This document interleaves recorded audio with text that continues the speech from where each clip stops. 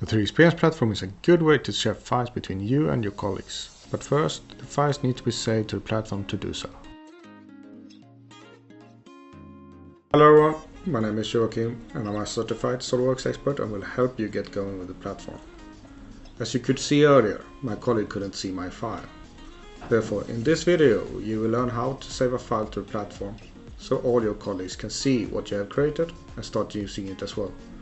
Welcome to that 3DEXPERIENCE show, and let's go! In the SOLIDWORKS task pane we can see that the platform doesn't have the file, which this status icon tells you.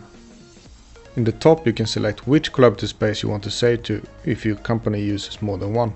If you use SOLIDWORKS Connected, you can select which collaborative space to save to in the top right corner of SOLIDWORKS.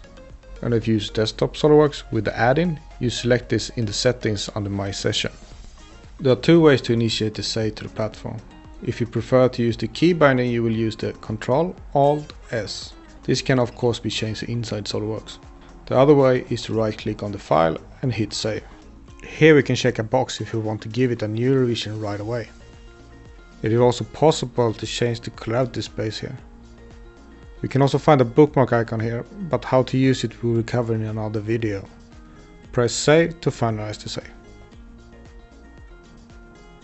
Now we can see in the task pane that the status icon has changed and tells us that you have the same version locally as the platform has stored.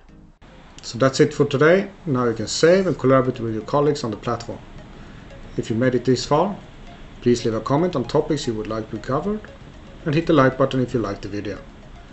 If you haven't done so yet, please check out mine and my colleagues' videos.